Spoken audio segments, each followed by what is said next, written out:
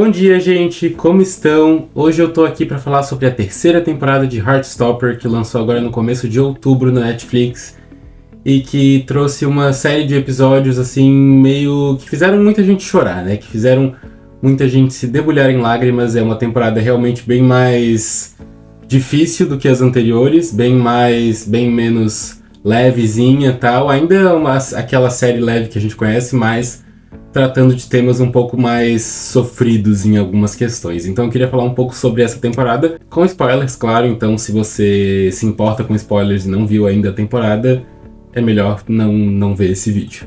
Num geral, eu gostei bastante da temporada. Eu ainda acho que a segunda temporada pra mim é uma temporada um pouco mais completa, no sentido de que ela tem uma qualidade constante. A terceira eu acho que ela tem baixos, mais baixos do que na segunda, mas os altos dela são muito mais altos do que os altos da segunda também. Então, eu não sei, eu acho que ainda no geral eu gosto mais da segunda, porque realmente eu gosto da segunda, mas a terceira teve momentos em que foi assim lá no topo. E que me fizeram até perdoar as cenas em que o CGI do fundo, sei lá o que é aquilo, aquele fundo, não sei se é fundo verde que eles usaram, imagino que sim, porque tá muito feio, não sei o que é, mas me fez perdoar aquelas cenas meio feias. Mentira, perdoar não, mas dá uma passada de pano, talvez. A temporada ela tem uma estrutura bem diferente das anteriores. Enquanto as temporadas anteriores se passavam num período assim, de tempo bem curto, deve ser, sei lá, acho que uns 2 meses, no máximo 3, sei lá, que cada uma vai se passar. Essa aqui se passa durante praticamente um ano. A gente tem um ano letivo inteiro, né, dos personagens mostrado ali, com várias passagens de tempo. Né, tem uma hora em que eles tá lá no primeiro dia de aula, daí no episódio seguinte, Natal. Daí tem o episódio seguinte, mostra o Natal e o Ano Novo, né, e daí no outro já é tipo, abril. Então realmente tem muitas passagens de tempo aí. E muita gente reclamou dessas passagens de tempo, muita gente reclamou que pularam muito da história, que a gente não conseguiu ver muito dos personagens secundários, porque a história do Nick e do Charlie é bem, dá pra gente entender tudo, mas os outros personagens não tanto, e eu concordo um pouco com essa reclamação.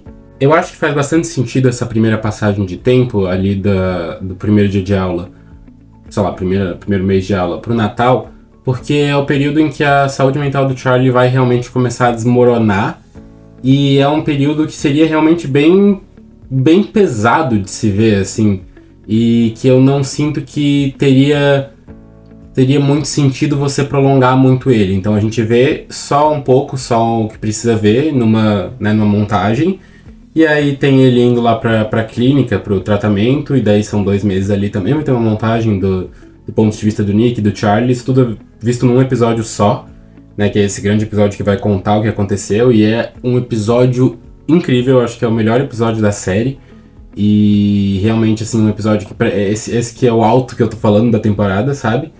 E não me incomodou ficar essa grande passagem de tempo, não mostrar essas coisas, porque a gente já sabe o que é que tá acontecendo ali. A gente sabe que é um período muito ruim. Eu acho que mostrar assim deu um dinamismo pra história, pra não ficar ali só, sei lá, uma coisa que não ia acrescentar muito, não ia agregar muito, só mostrar aquele sofrimento. A gente vê o que precisa ver. A segunda passagem de tempo, que é mais pro final ali, que é do episódio 5 pro 6, se eu não me engano, que vai mostrar, que vai pular do ano novo ali pra abril, eu acho. Aí eu já tenho um pouco mais de problema, porque aí a questão do Nick e do Charlie eu acho que é bem ok, a história deles realmente não estraga muito, mas as outras histórias ficam meio jogadas. Eu tenho muito problema com como eles fizeram com a história da Imogen e da Sahar, que era uma história que eu tava muito ansioso pra ver como é que ia se desenvolver, e elas ficaram só com pedacinhos, né, entre essas passagens de tempo. Então no episódio em que vai mostrar aquela primeira passagem de tempo, né, entre o começo das aulas e o Natal, tem as duas se beijando no Halloween, mas daí a Imogen tá bêbada, só queria experimentar, e a Sahar fica magoada. E aí, daí no episódio seguinte, na festa de Ano Novo, a Imogen fala que a relação delas tava meio estranha, mas daí as duas meio que tem uma conversa boa, se beijam na virada do ano, e daí você pensa, o que vai acontecer agora? Daí no episódio seguinte já pulou pra, abril, E elas também quase não se fala que nessa passagem de tempo elas quase não se falaram direito, elas têm uma conversa e falam, eu não quero continuar te machucando, vamos ficar só amigas e tal. O que eu achei uma conclusão legal pra história, mas a gente não viu assim, tipo, pra mim realmente parecia que eles só precisavam ter aquela passagem de tempo ali por causa das outras histórias. E aí só colocaram a Imogen e a Sahar tipo, como NPCs durante 3 meses que não vão se conversar em nenhum momento. E só quando a história retoma. Sabe? Pareceu muito estranho esse momento, esses meses em que nada aconteceu na vida das duas. E a gente, tipo, só realmente vai retomar elas, deram pause na vida delas e só deram play quando a série voltou a mostrar. Eu acho que na primeira passagem de tempo até fez sentido, mas na segunda já ficou assim forçado demais. E eu queria ter visto um pouco mais dessa parte da história. Outra história que eu também queria ter visto um pouco mais era da Tara, que é uma história que é bem interessante, não é assim, ah, nossa, que história inovadora, mas é legal ver ela lidando com a pressão acadêmica e tudo, muito bom, mas também não tem muito destaque, ficou ali meio jogado, e eu não sei, eu acho que poderiam ou ter deixado para a próxima temporada, ou ter dado mais atenção. A história de Darcy foi bem boa. Gostei bastante de vê-lo, tipo, lidando, aos poucos também se entendendo na nova identidade de não binário, talvez, sei lá.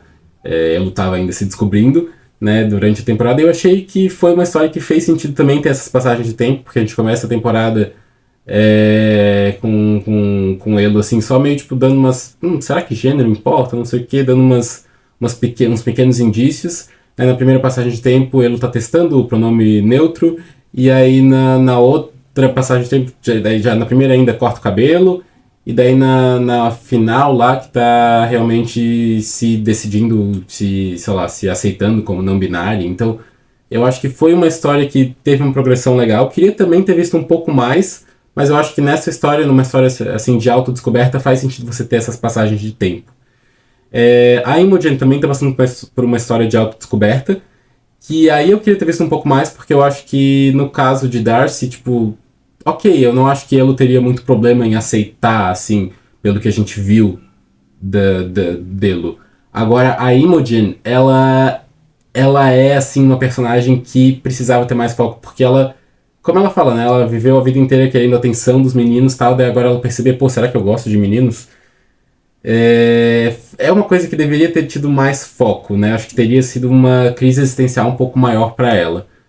Mas também, assim, no geral, eu queria ter visto mais dessas histórias todas. Queria.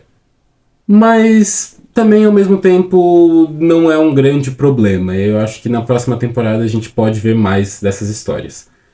Outra história que eu queria ter visto mais, e essa que me incomodou um pouco, foi a história da Tori. Tori, sei lá como é que se pronuncia em português. Que é a irmã do Charlie, né, que começa ali, que tem um arco bem grande, acho que é a temporada em que ela mais participou, e tem toda a questão dela estar muito preocupada com a saúde mental do Charlie no começo da temporada, e depois ela meio que vê que só tá restrita a vida dela, a vida social dela é só o Charlie, ela começa a ter o Michael, que é esse namorado e tal, que eu achei meio do nada também. Pra mim, aquela segunda passagem de tempo que eu falei prejudicou muito isso. A gente vê eles se conhecendo na festa de Ano Novo. E aí, 3 meses depois, eles estão tipo ali namorando, mas ninguém sabe que estão namorando mesmo. Mas a gente não viu isso. Do nada já tá a relação ali formada.